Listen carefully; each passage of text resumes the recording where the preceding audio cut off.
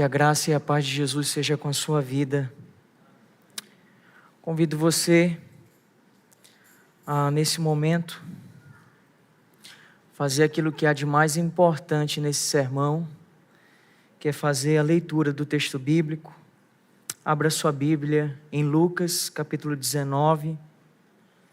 Convido você à leitura do verso de número 11 até o verso de número 27. Lucas 19, verso 11 até o verso de número 27. Ouça Deus falar com você.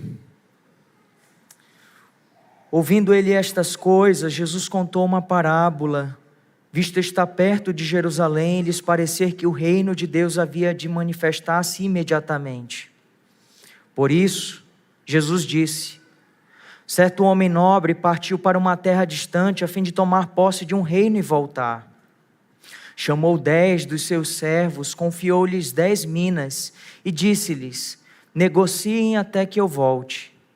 Mas os seus concidadãos o odiavam e enviaram após ele uma embaixada, dizendo: não queremos que este reine sobre nós.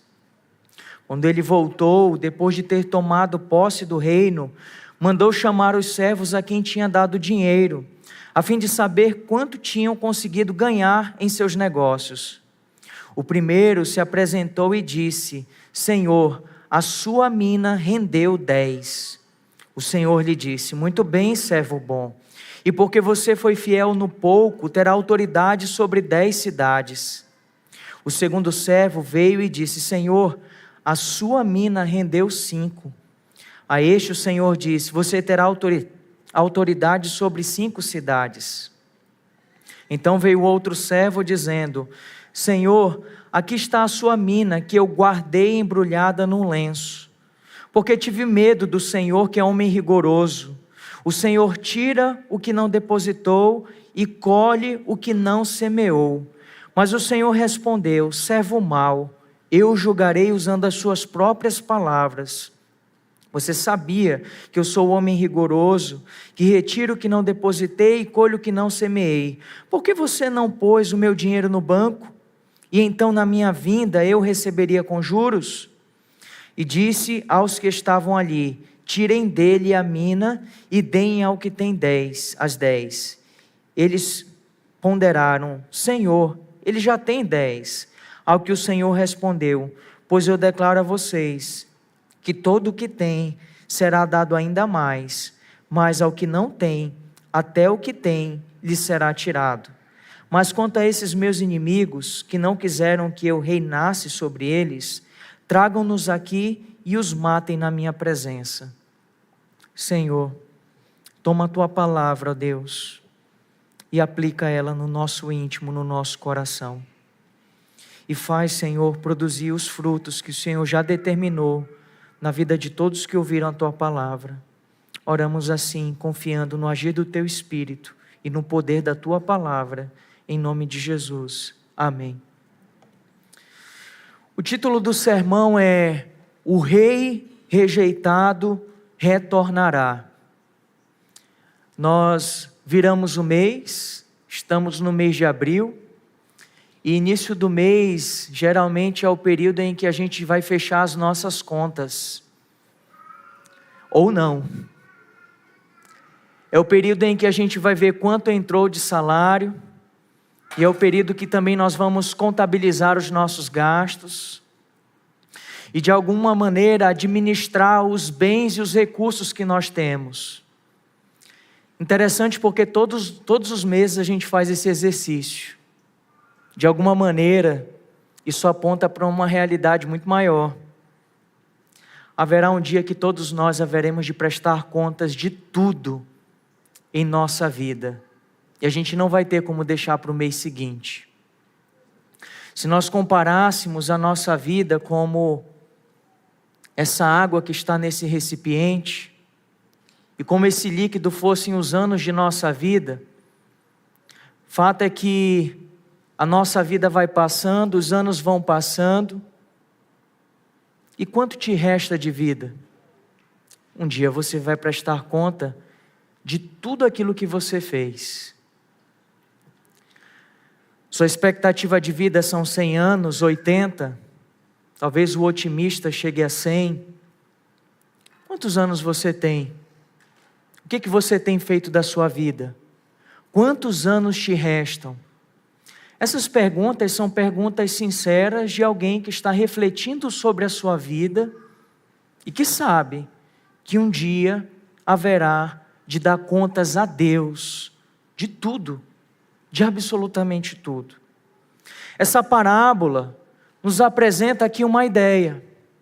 Jesus é o rei que é rejeitado e que julgará a todos em seu retorno.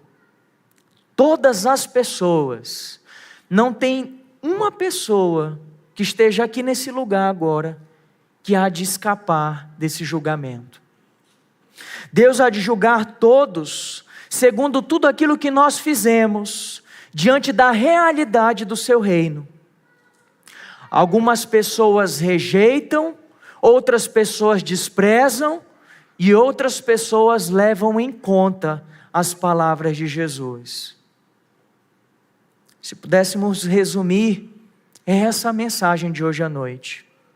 Jesus, o rei rejeitado que retornará. No verso de número 11 até o verso de número 14, nós temos a rejeição e a ordem de um rei. No verso de número 15 a 23, nós temos o serviço e a recompensa do rei. E do verso 24 ao verso 27, nós temos a reprovação e o juízo do rei. Que Deus nos dê a graça de entender cada um desses textos, mas antes de iniciar, é importante relembrar a você, aliás, a você que leu e ouviu atentamente essa leitura, é importante dizer a você que, embora haja semelhanças nessa parábola, com a parábola dos talentos, essas parábolas são parábolas distintas. De fato, há muitas semelhanças entre elas, há muitas coisas em comum, mas essas parábolas elas foram contadas em momentos diversos, e a ocasião em que Jesus conta essa parábola, que é conhecida como a parábola das 10 minas, é muito importante que a gente tenha em conta o contexto que Jesus está contando essa parábola, porque faz toda a diferença.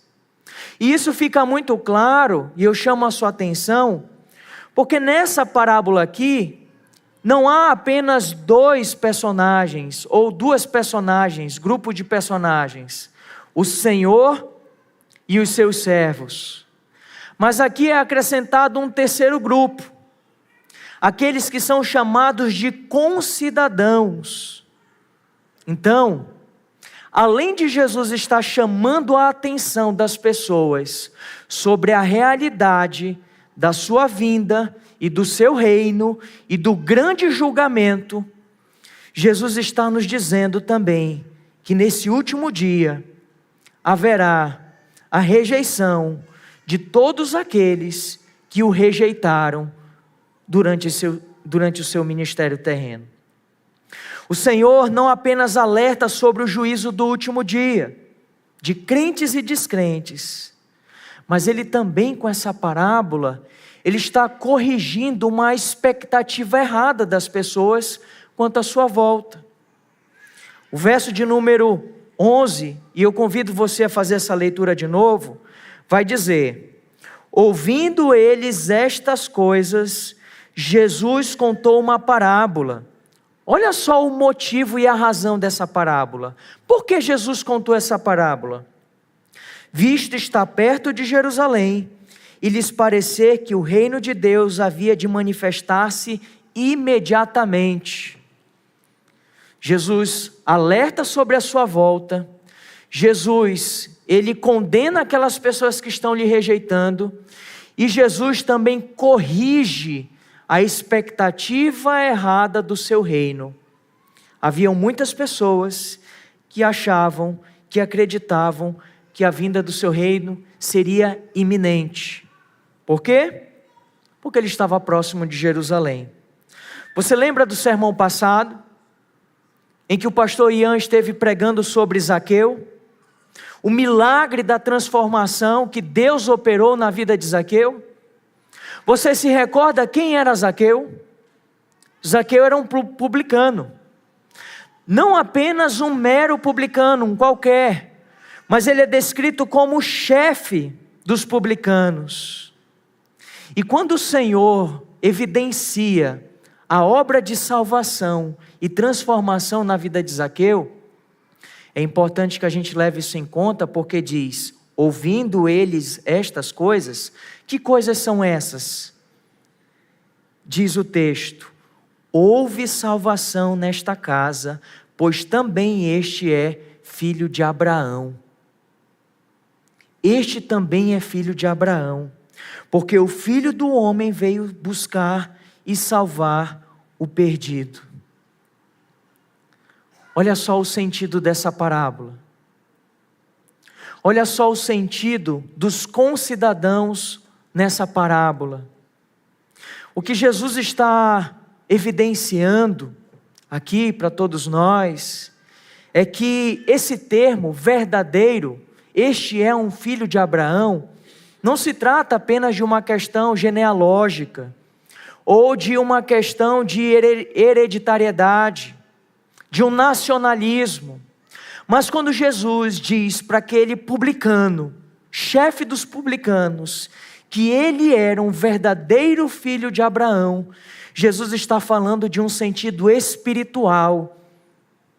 Jesus está falando do alcance dessa salvação, que essa salvação alcança os perdidos. Sabe uma beleza que está um pouco escondida aqui? É que o autor desse evangelho é também um perdido. Porque ele era um gentio. Aliás, Lucas é o único escritor do Novo Testamento que é um gentio. Que sob a autoridade do apóstolo Paulo, ele registra toda essa revelação de Deus. Lucas é um outro perdido que foi achado pelo Senhor. E ao registrar essas palavras do Senhor, dizendo, pois também este é o filho de Abraão, porque o Filho do Homem veio buscar e salvar o perdido.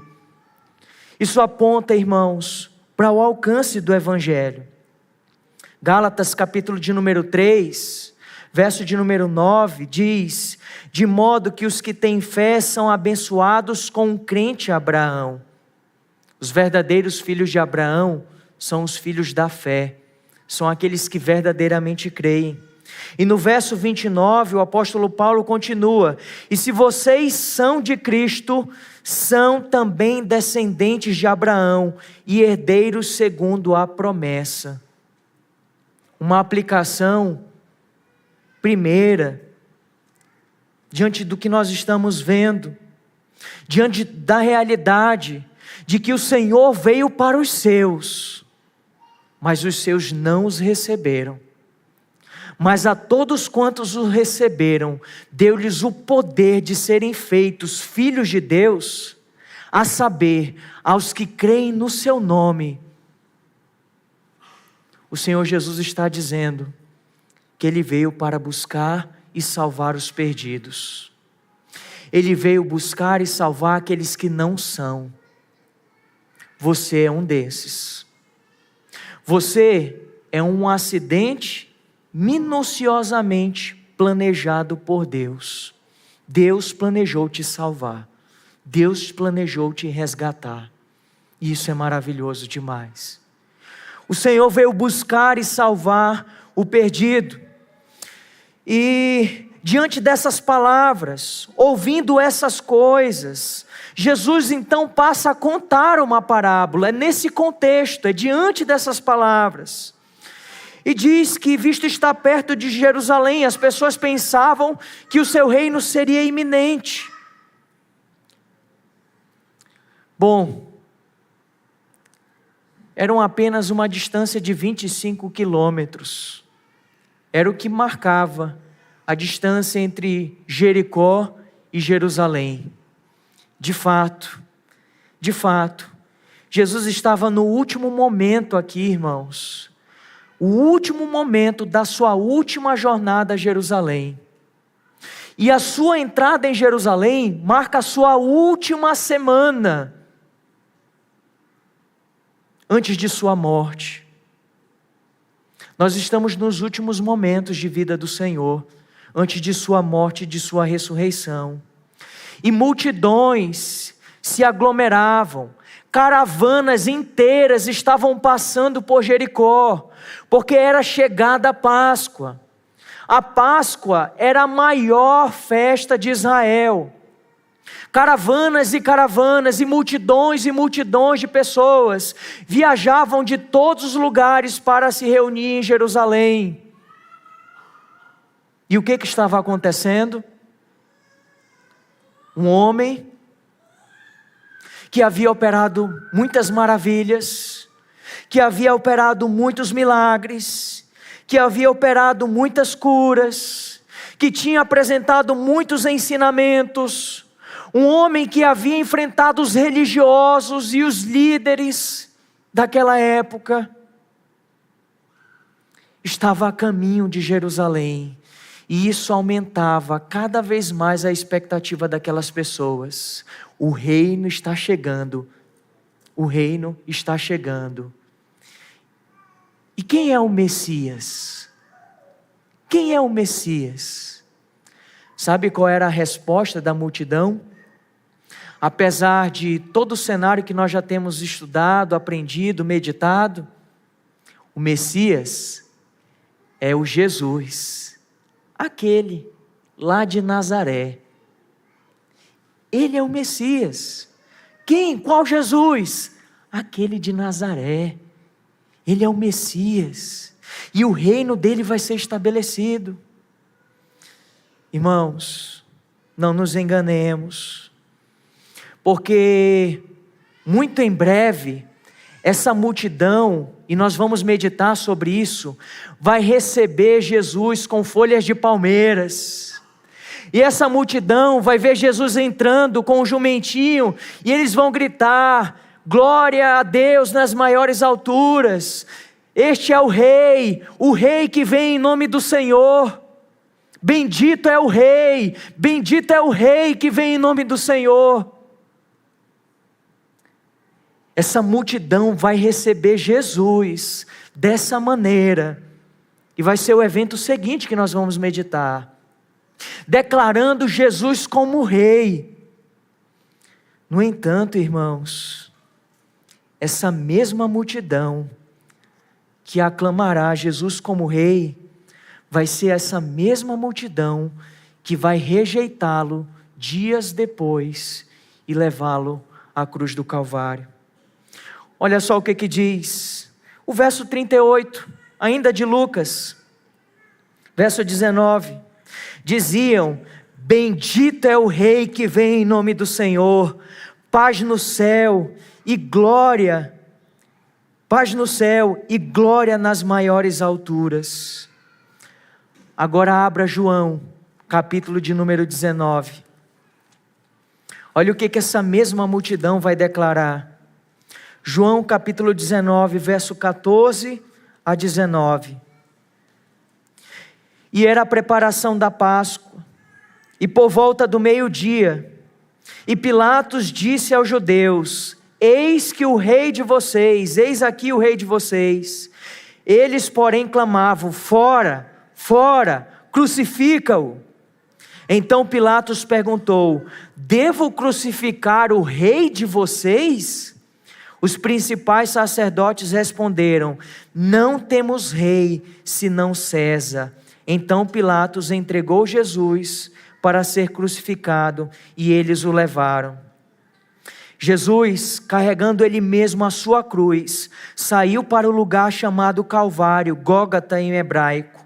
Ali o crucificaram, e com ele outros dois, e um de cada lado, e Jesus no meio. Pilatos escreveu também um título e colocou no alto da cruz. O que estava escrito era: Jesus Nazareno, o rei dos judeus. É isso que fizeram com o rei. Exatamente isso que fizeram com o rei.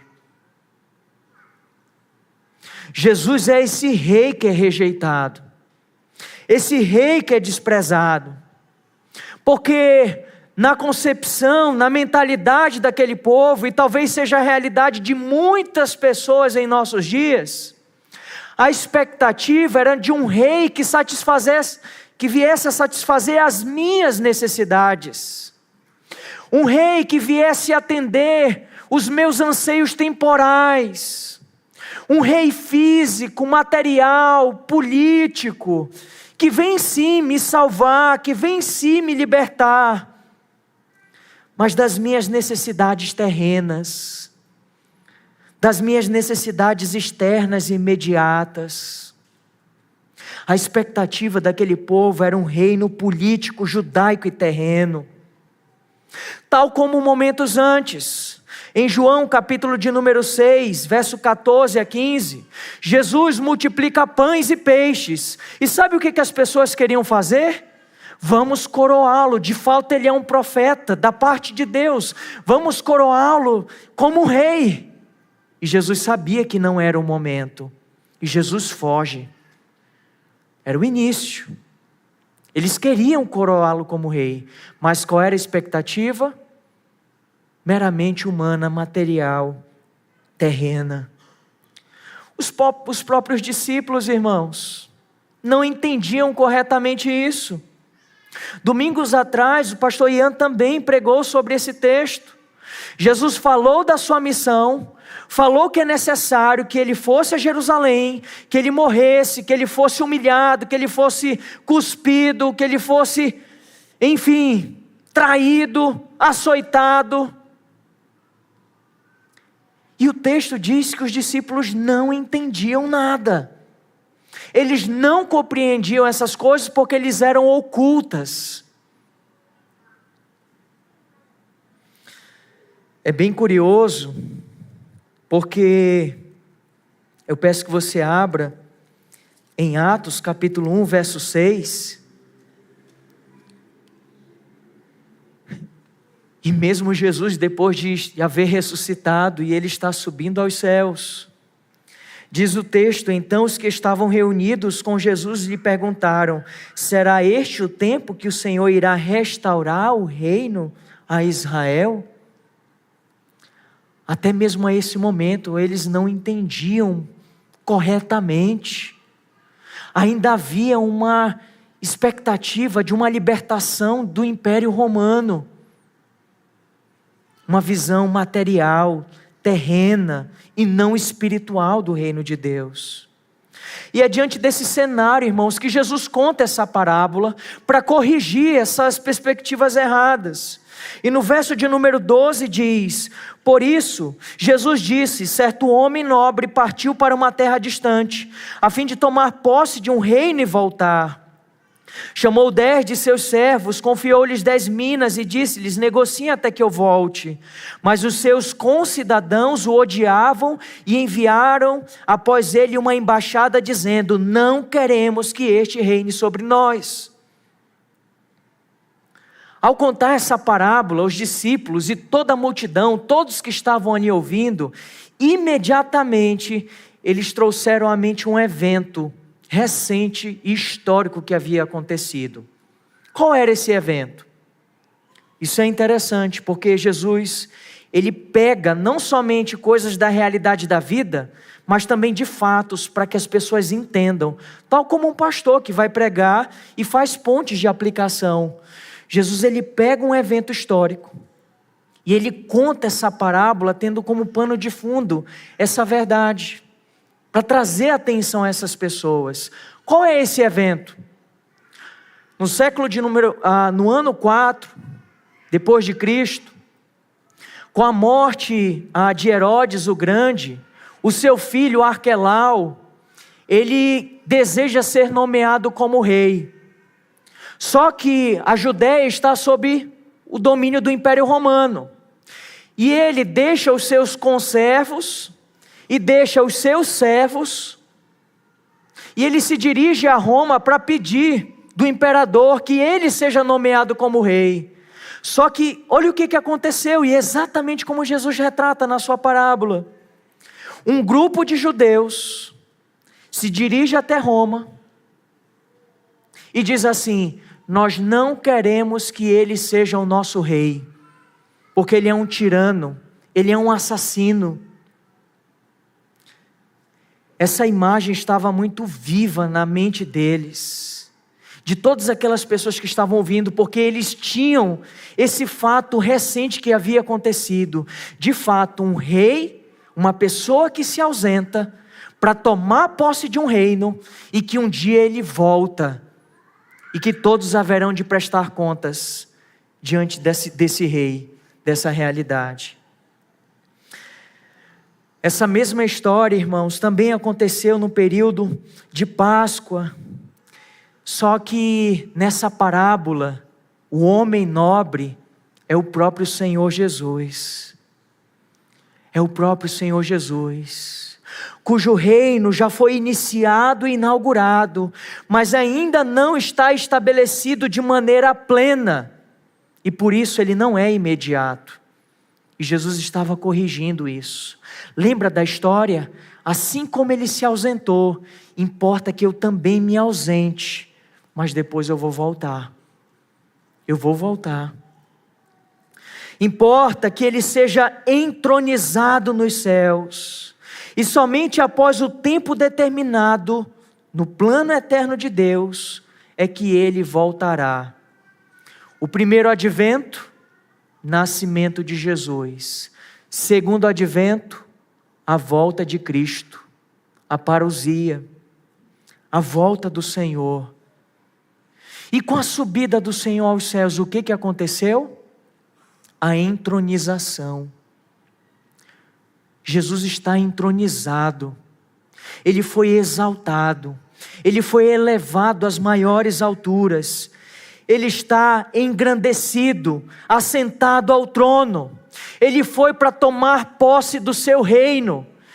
Jesus, ele subiu aos céus para ser coroado, para assentar no trono de Deus e estar à destra de Deus. É exatamente esse o lugar que o nosso Senhor ocupa, e isso é histórico, isso é fato. E como que nós enxergamos isso? Em Atos, capítulo de número 7, fala do martírio, o primeiro martírio de um cristão. Trata-se de um diácono, o nome dele é Estevão. Estevão está para ser apedrejado, e depois de ele testemunhar e pregar de sua fé, irmãos, ele tem uma visão do trono de Deus. E sabe quem ele vê assentado no trono? Jesus. Sabe quem ele vê à destra de Deus de pé para recebê-lo? Jesus. Jesus. Isso está em Atos capítulo 7, verso 55. Mas Estevão, cheio do Espírito Santo, fitou os olhos no céu e viu a glória de Deus, e Jesus que estava à direita de Deus. Então disse: eis que vejo os céus abertos, e o Filho do Homem em pé, à direita de Deus. É aonde está o nosso Senhor Jesus nesse exato momento. Ele está reinando glorioso sobre todas as coisas. Nesse exato momento, o Senhor está exercendo o seu reino sobre todas as coisas. Efésios, capítulo de número 1, eu peço que você abra esse texto, diz no verso 20 a 23, ele exerceu esse poder em Cristo, ressuscitando dentre os mortos, e fazendo assentar à sua direita nas regiões celestiais, acima de todo principado, potestade, poder, domínio e de todo nome que se possa mencionar, não só no presente século, mas também no vindouro. E sujeitou todas as coisas debaixo dos pés de Cristo, e para ser o cabeça sobre todas as coisas, o deu à igreja, o qual é o seu corpo, a plenitude daquele que tudo enche em todas as coisas. O Senhor está reinando sobre tudo, e a Ele pertence a igreja. a sua embaixada do seu reino sobre a terra. Irmãos, o Senhor é esse nobre homem que confiou aos seus servos minas, moedas. No entanto, como diz o verso de número 14, mas os seus concidadãos o odiavam e enviaram após ele uma embaixada dizendo: não queremos que este rei reine sobre nós. Esses concidadãos representam os judeus e toda a liderança religiosa que rejeitaria o Senhor. E não somente isso, mas exigiria a sua morte. Jesus está contando aqui por meio dessa parábola, essas pessoas que achavam, estamos chegando a Jerusalém e tudo vai se resolver. Jesus está contando essa parábola para dizer a essas pessoas tudo o que haveria de acontecer durante os próximos dias. Ele haveria de ser rejeitado pelos seus concidadãos. Mas não apenas isso, ele também está alertando a todos nós sobre o dia da sua volta e do seu reino. Essa volta, irmãos, que diferente do seu primeiro advento, que veio em uma manjedoura, esse segundo advento, essa sua segunda volta, será uma volta cheia de glória, cheia de majestade e cheia de poder. O reino inaugurado do Senhor há de ser completado nesse último dia, há de ser glorificado. O verso de número 15 continua e diz a parábola: quando ele voltou, depois de ter tomado posse do reino, mandou chamar os seus servos a quem tinha dado dinheiro, a fim de saber quanto tinham conseguido ganhar em seus negócios. Como nós falamos no início, haverá um dia em que o Senhor retornará. E durante esse período, entre a inauguração do seu reino e a consumação do seu reino, é o momento que nós estamos vivendo, irmãos. E nós haveremos de prestar contas do Senhor, da missão e da ordem que Ele nos tem confiado. Trata-se aqui de um período de espera, mas também de serviço.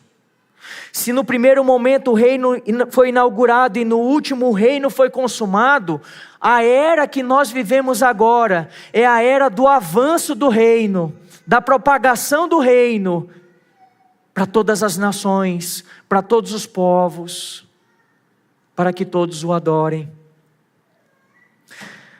Trata-se de um período de espera, mas de serviço. O nobre, ele confiou 10 de seus servos, representando que essa missão e essa responsabilidade é da totalidade. Nenhum de nós pode se eximir dessa responsabilidade. Tudo aquilo que o Senhor tem nos confiado, seja talentos, sejam bens, seja tempo, seja família, seja dinheiro, seja tudo, seja o ar que nós respiramos, tudo que nós temos não é nosso, pertence a Deus, e nós haveremos de dar conta de tudo aquilo que nós estamos fazendo. A cada um, Ele entregou uma mina. Isso é um valor muito pequeno, insignificante comparado a um talento. Mas a ordem é clara: negociem até que eu volte. Negociem até que eu volte. Em outras palavras, esteja ocupado com os meus negócios. O que eu te confiei? Agora usa isso. Se envolve, se compromete, se dedica, se afadiga com as minhas coisas. É isso que o Senhor está nos chamando, a nos envolvermos, a trabalharmos todos os dias de nossa vida para a glória do seu nome, em tudo que nós fazemos para a glória dele, porque dele, Por Ele e para Ele são todas as coisas, a Ele seja a glória eternamente. Amém. Negociem até que eu volte. Esse discurso, negociem até que eu volte, pode ser comparado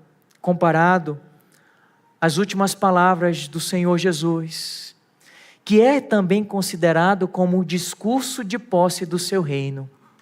O Senhor Jesus diz: toda autoridade me foi dada no céu e na terra, portanto vão e façam discípulos de todas as nações, batizando-os em nome do Pai, do Filho e do Espírito Santo, e eis que estarei convosco todos os dias, até a consumação dos séculos.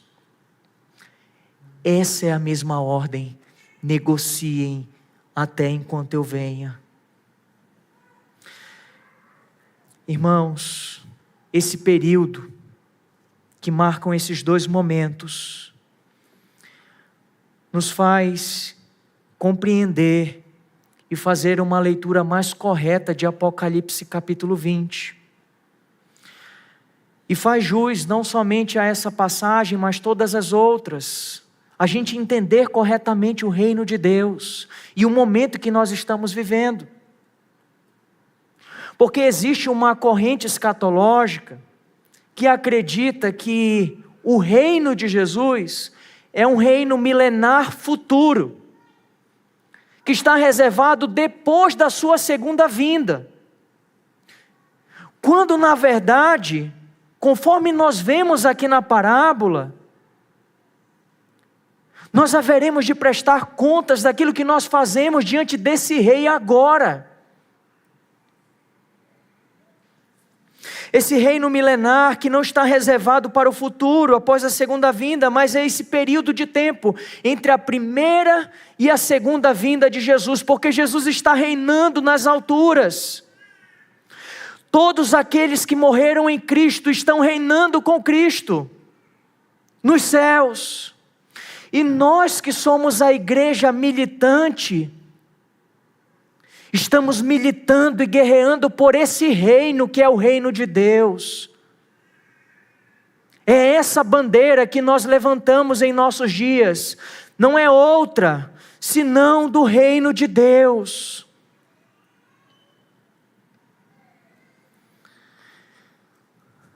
Enquanto os mortos já desfrutam o gozo desse reinado na presença de Jesus reinando nos céus, a igreja na terra deve avançar, porque as portas do inferno não prevalecerão contra a igreja do Deus vivo. É esse momento que nós estamos vivendo. E Lucas capítulo 11, talvez você passou e você não percebeu essa verdade. Mas Lucas capítulo 11, verso 20, ouça com atenção e acompanhe na sua Bíblia. Jesus expulsa demônios e as pessoas acusavam ele de fazer isso pelo espírito de Belzebu. E ele responde: se porém eu expulso os demônios pelo dedo de Deus, certamente é chegado o reino de Deus sobre vocês. Quando o valente, bem armado, guarda a sua própria casa, todos os seus bens ficam em segurança. Mas se aparece alguém mais valente do que ele, vence-o, tira-lhe a armadura em que confiava e reparte os seus despojos. Quem é o mais valente que amarra o valente? É Jesus. É Jesus. E quando você olha Jesus falando que se eu expulso demônios pelo Espírito de Deus, saibam, o reino de Deus está entre vós. É chegado o reino de Deus. Quando nós nos deparamos com Apocalipse 20, eu peço que você abra, verso 1, verso 3, nós entendemos que é esse momento que nós estamos vivendo. O momento escatológico é esse milênio que não é literal. Não é 1000 anos exatos, mas é esse momento do reinado do Senhor, entre a sua primeira vinda e a sua segunda vinda. Diz isso, diz Apocalipse 20, verso 1 a 3. Então vi descer do céu um anjo que tinha na mão a chave do abismo e uma grande corrente. Ele segurou o dragão, a antiga serpente que é o diabo, Satanás, e o prendeu por 1000 anos. Lançou-o no abismo, fechou e pôs o selo sobre ele, para que não mais enganasse as nações, até se completarem os 1000 anos. Depois disso, é necessário que ele seja solto por um pouco de tempo. Então o Senhor voltará. Então o Senhor voltará. Esse período, que sim, como diz Martinho Lutero, Satanás está amarrado, suas ações estão restritas, mas como um cachorro que tem uma corda bem larga, ele está amarrado, está restrito em sua atuação, porque o reino de Deus está sendo propagado para todas as nações. Irmãos, Atos capítulo 1, verso 8, diz: mas recebereis poder ao descer sobre vós o Espírito Santo, e serei as minhas testemunhas, tanto em Jerusalém, como em toda a Judeia, Samaria e até os confins da terra. Você sabe onde é os confins da terra? Amazonas. Irmãos, nós somos os confins da terra. Nós estamos em outro continente, do outro lado da terra. Nós somos os confins, o Evangelho chegou até aqui. E chegará até a última pessoa, e esse Evangelho do Reino vai ser pregado para todas as pessoas. Então virá o fim. E todos haveremos de prestar contas da nossa condição diante desse reino. Diante dessa palavra, os apóstolos ficaram como que olhando para o céu, vendo Jesus subir, elevado às alturas. Os anjos disseram: homens da Galileia, por que vocês estão olhando para as alturas? Esse Jesus que foi levado do meio de vocês para o céu, virá do modo como vocês o viram subir, ele voltará. E o que nós devemos fazer? Pregar, viver, anunciar, fazer discípulos, batizar, ensinar, até que Ele venha, até que Ele venha, até que Ele venha, até o último fôlego das nossas vidas. Se você está vivo, é até que Ele venha, ou até que você morra, porque nós prestaremos contas. Verso 16, o primeiro se apresentou e disse: Senhor, a sua mina rendeu 10. O Senhor lhe disse: muito bem, servo bom, e porque você foi fiel no pouco, terá autoridade sobre 10 cidades. O segundo servo veio e disse: o Senhor, a sua mina rendeu 5. A este o Senhor disse: você terá autoridade sobre 5 cidades. A pergunta é: o que temos feito com tudo que temos recebido de Deus? Como você tem vivido? Como você tem vivido? A você que é o meu irmão, como você tem vivido? A sua vida é de Deus, e é para a glória de Deus. O que você tem feito dela? Os 2 primeiros servos são uma amostra que representa os verdadeiros crentes. Ambos são obedientes à ordem, e ambos são fiéis e recompensados. Independente do resultado,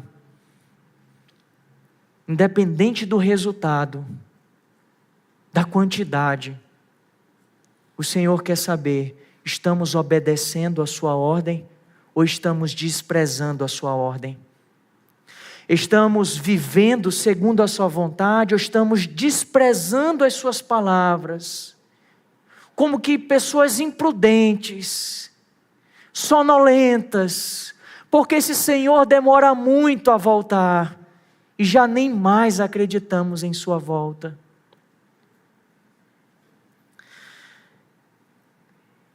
Haverá um dia que todos haveremos de prestar contas a Deus.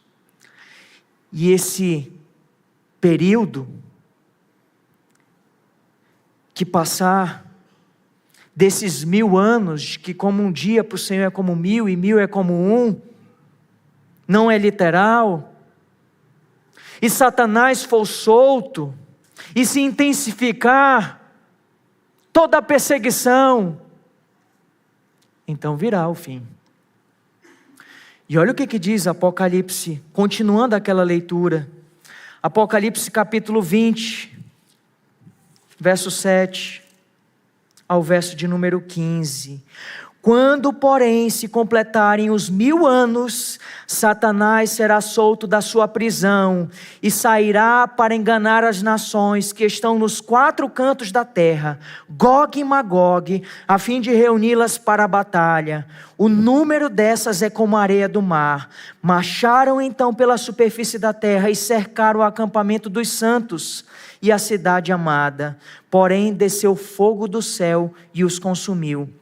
O diabo que os tinha enganado foi lançado no lago de fogo e enxofre, onde já se encontram a besta e o falso profeta, e serão atormentados de dia e de noite para todo sempre.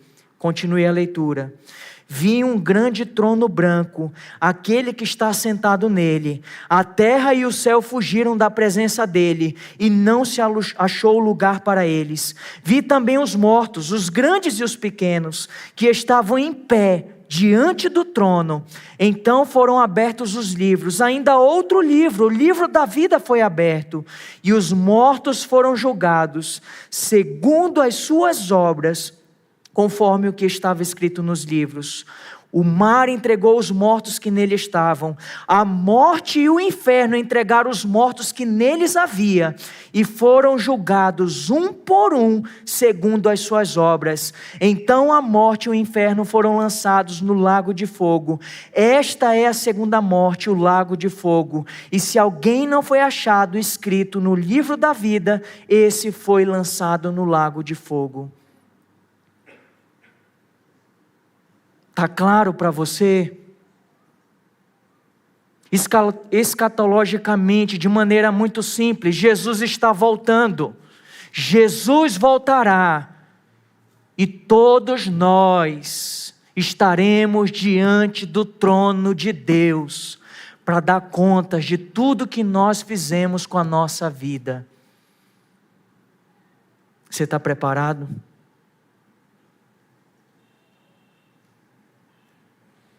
Você acha que foi fácil preparar esse sermão? Você está preparado?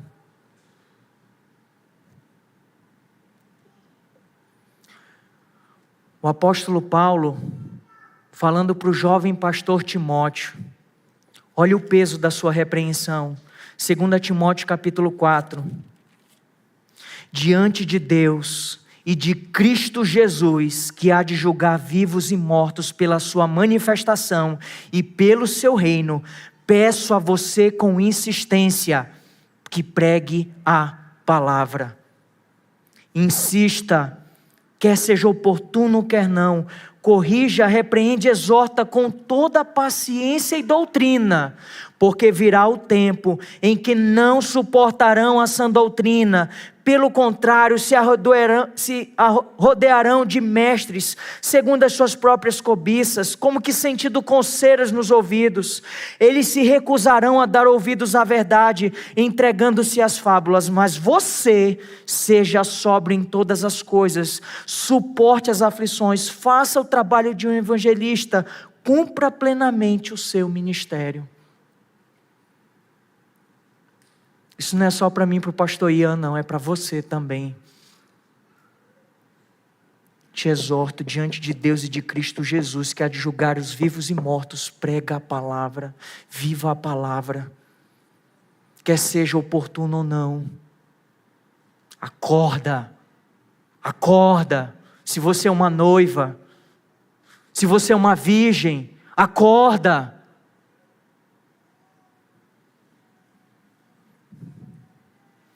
Primeira Coríntios, capítulo de número 4.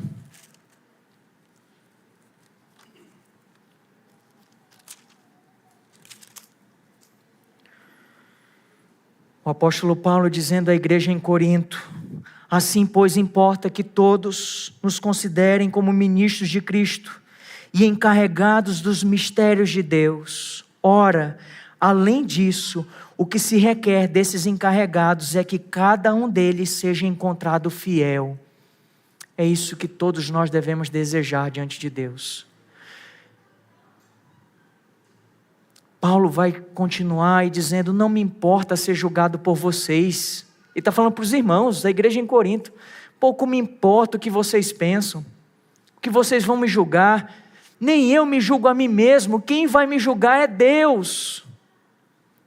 E o que eu desejo é ser achado fiel diante de Deus. É esse julgamento que eu estou preocupado, porque Ele vai no íntimo, Ele julga as intenções e as motivações e nada foge do seu juízo. Ele é justo.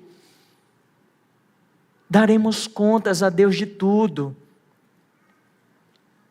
Não julguem nada antes do tempo, até que venha o Senhor, o qual não somente trará à luz as coisas ocultas das trevas, mas também manifestará os desígnios dos corações. E então cada um receberá o seu louvor da parte de Deus. Quem é Paulo, irmãos? Quem é Apolo? Quem é Pedro? Um planta, um rega, um colhe, mas não somos nada. Cristo é tudo, porque é Ele que dá o crescimento.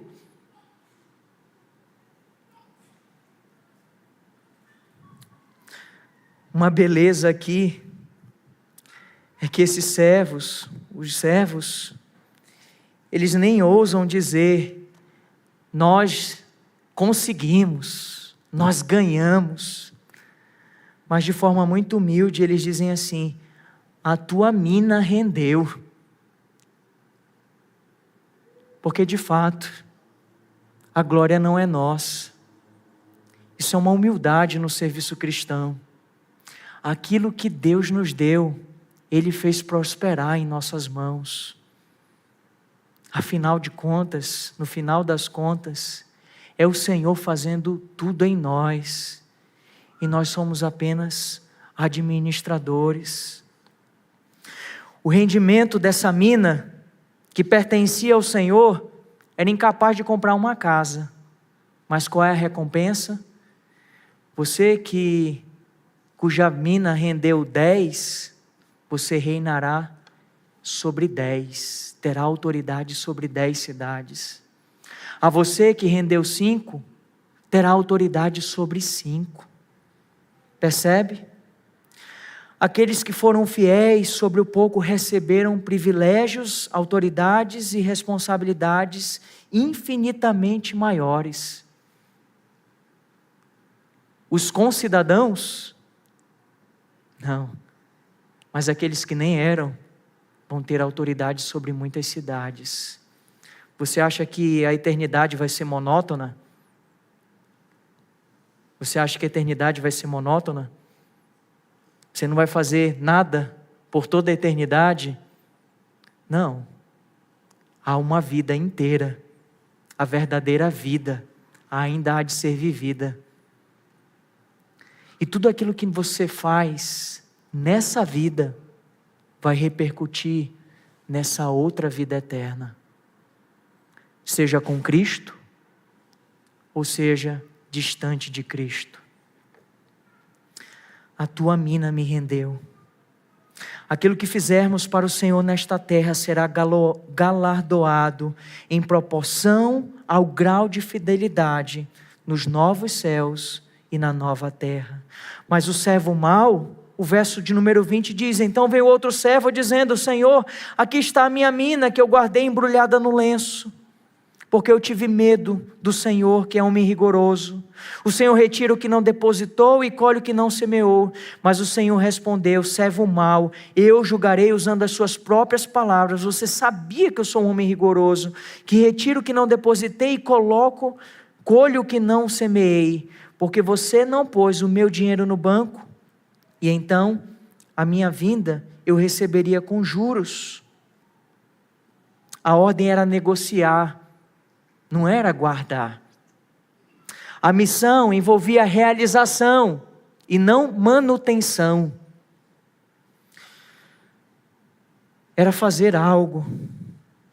Melhor seria que ele pegasse esse dinheiro e botasse na mesa e desse para os cambistas, e eles iriam devolver esse dinheiro com juros. Se ele de fato levasse a fundo o raciocínio dele, do juízo que ele tinha do Senhor, ele ao menos faria isso. Ele é pego na sua própria contradição, ele é julgado pelas suas próprias palavras. O terceiro servo é um servo infiel, se apresentou e fez um relatório negativo, para encobrir a sua preguiça e omissão, disse que temeu o Senhor e ainda acusou ele de ser um homem rigoroso e injusto. É isso que ele atribuiu. Pois então, você vai ser julgado pelas suas próprias palavras. É isso que o Senhor faz. Você é um servo mau? Você é um cristão e é um servo mau? Não. Você não pode ser um cristão e ser um servo mau. Porque um servo mau é um não servo. É alguém que não se sujeita ao seu Senhor. E essa parábola aqui, Jesus está falando não apenas daqueles concidadãos que o rejeitaram, mas ele está falando também de pessoas que são falsos discípulos de Jesus. Falsos discípulos, crentes nominais que não são crentes de verdade. Calvino, ao comentar sobre esse texto, ele disse: Deus concede mais e mais benefícios para os seus filhos, principalmente a graça, que contribuiu para a nossa salvação, enquanto os reprovados, aqueles que não possuem nada, podem parecer ter os dons do Espírito. Até mesmo esse fingimento vai ter fim. Todo fingimento que parece ter, mas na verdade nada tem, e o que nada tem, até o que tem, lhe será tirado, é exatamente os falsos crentes, os falsos cristãos, os falsos discípulos. Verso 24, nós temos a reprovação e o juízo do rei. E disse aos que estavam ali: tirem dele a mina e deem ao que tem 10. Eles ponderaram: Senhor, ele já tem 10. Ao que o Senhor respondeu: pois eu declaro a vocês que a todo o que tem será dado ainda mais, mas ao que não tem, até o que tem lhe será tirado. Na verdade, ele não tem nada. Não há espaço para negligência no reino de Deus. A neutralidade e a omissão são ofensas para o Senhor. Você que se diz conhecer a verdade, mas não vive a verdade, avalie se de fato você está na fé. Ele considerava o seu Senhor um homem severo, exigente e injusto. Em outras palavras, ele não conhecia o seu Senhor. Não conhecia. E por não conhecer, também não amava, e por não amar, ele tinha medo. Ele fazia as coisas por medo e não por amor. Só obedece quem ama. Só obedece quem ama. Uma aplicação até um pouco fora, mas você que é criança e está aqui nessa noite, você ama seus pais? Obedeça seus pais. Porque nós provamos e demonstramos o nosso amor pela obediência. Você ama a Deus? Você que é um crianção? Então obedeça a Deus. Obedeça ao Senhor. O último dia será um dia de muitas surpresas, irmãos. Revelações.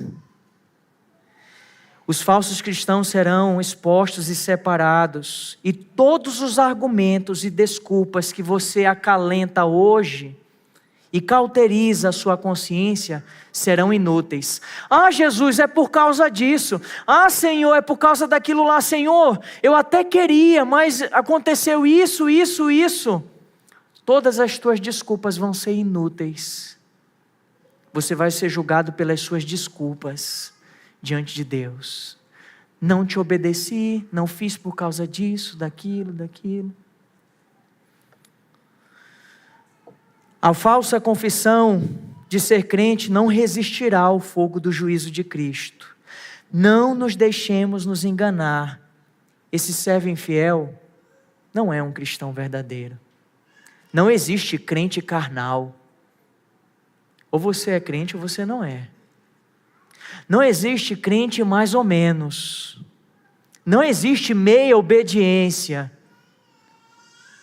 Ou você é, ou você não é. E o que revela? Os seus frutos. Aquilo que você produz. Foi te dado uma moeda. Produziu alguma coisa na sua vida?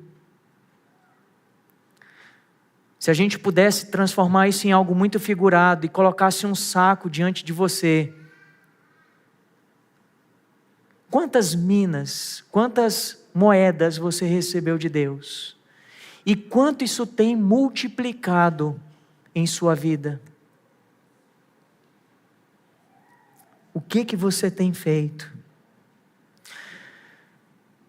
Essa reprovação não é a primeira vez que Lucas usa em sentido negativo. O tempo não vai nos permitir, mas Lucas 8,18, ele já havia usado essa expressão, porque ao que tiver mais será dado, e ao que não tiver, tudo aquilo que julga ter lhe será tirado. Jesus já havia usado essa expressão para reprovar, e para que não lhe reste dúvidas. Olha a parábola dos talentos, que é um paralelo. Mateus capítulo 25, verso 28 a 30, para que você não ache que você pode ser um servo mau, um pouco negligente. Portanto, tirem dele o talento e deem ao que tem 10, porque a todo o que tem, mais será dado e terá em abundância, mas ao que não tem, até o que tem lhe será tirado. Quanto ao servo inútil, lancem-no para fora nas trevas, ali haverá choro e ranger de dentes. Recompensa para os fiéis, rejeição para os infiéis, e o maior castigo e peso de condenação para os inimigos. Tem gente que deturpa o evangelho da graça e transforma em o evangelho da desgraça. E pensa assim: eu fui salvo mesmo, não posso perder minha salvação, sou salvo pela graça, então eu posso pecar à vontade e depois eu peço perdão. Vai brincando com Deus, para ver aonde você vai parar. De Deus não se zomba. De Deus não se zomba. Cristo afirma que os reprovados sempre oscilam de mal a pior, até ficarem completamente vazios e decair em seu próprio abandono. Até o que tem lhe será tirado. Verso 27 então conclui: mas quanto aos esses meus inimigos, que não quiseram que eu reinasse sobre eles, tragam-nos aqui e os matem na minha presença. Jesus finaliza, contextualizando essa parábola para os seus dias, falando daqueles que não queriam ele como rei, para aqueles que haveriam de dizer: crucificam, crucificam.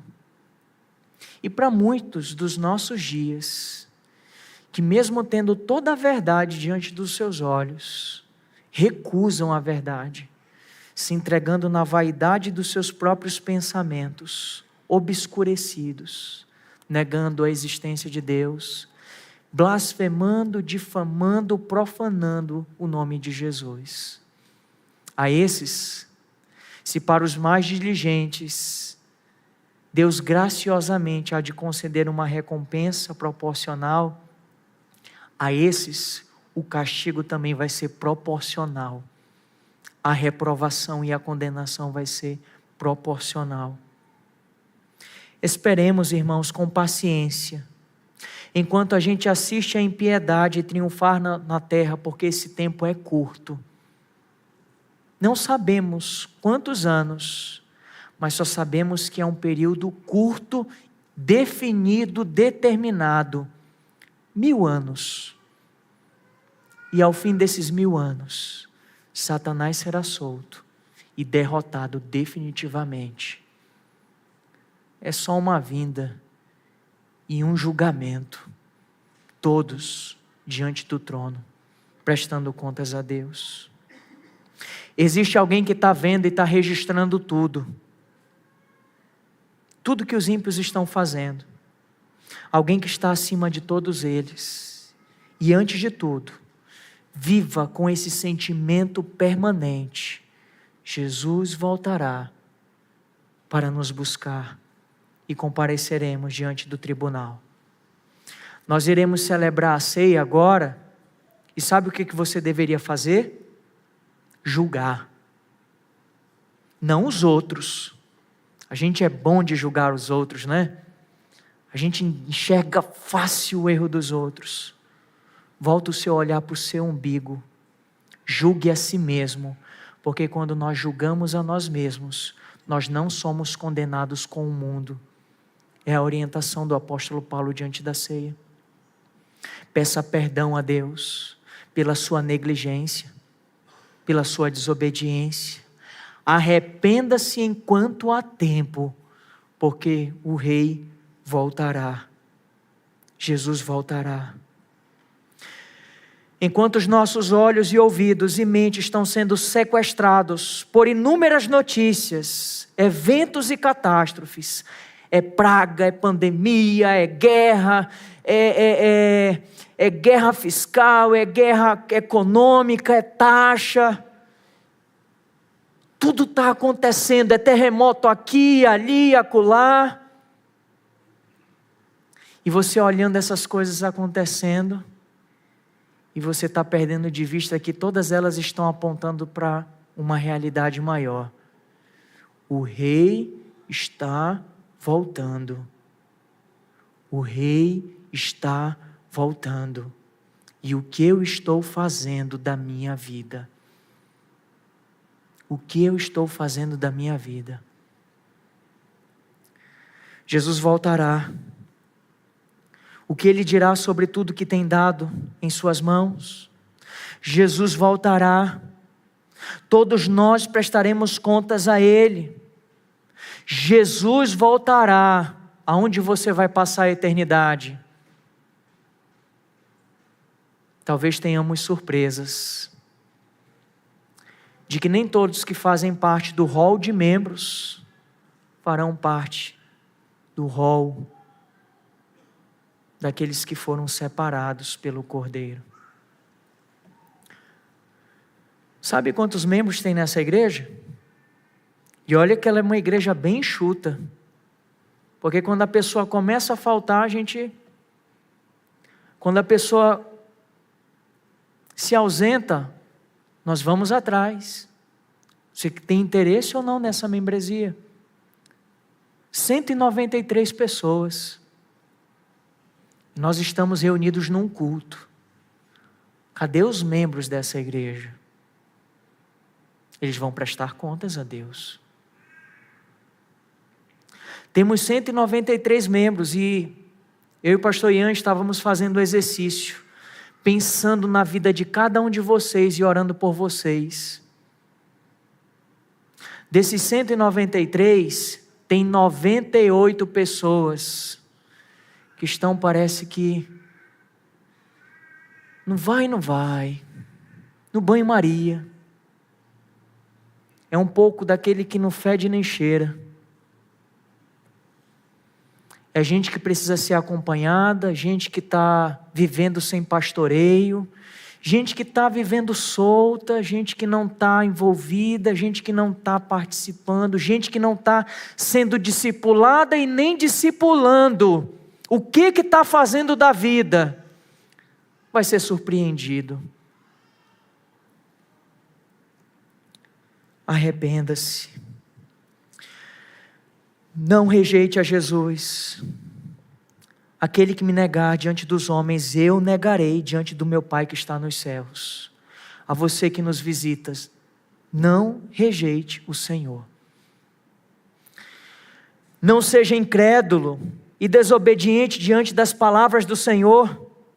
Ele mesmo nos alertou: nem todo que me diz Senhor, Senhor entrará no reino dos céus, mas aquele que faz a vontade do meu Pai que está nos céus. Você está fazendo a vontade do Pai? Ou você só está dizendo Senhor, Senhor? Cadê os frutos? Cadê os frutos? Cadê a moeda, as moedas? Se alguém não permanecer em mim, será como um ramo que é jogado fora e seca. Tais ramos são apanhados e lançados ao fogo e queimados. Creia, obedeça e siga o Senhor por todos os dias da sua vida. Você está vivo? Faça tudo para a glória de Deus. Viva para a glória do Senhor. Ele voltará para nos salvar. E lendo uma última passagem, Apocalipse 22, verso de número 12. Eis que venho sem demora, foi ele que falou, e comigo está a recompensa que tenho para dar a cada um segundo as suas obras. Eu sou o Alfa e o Ômega, o primeiro e o último, o princípio e o fim. Amém. Vem, Senhor Jesus. Deus aplica a sua palavra em nossas vidas.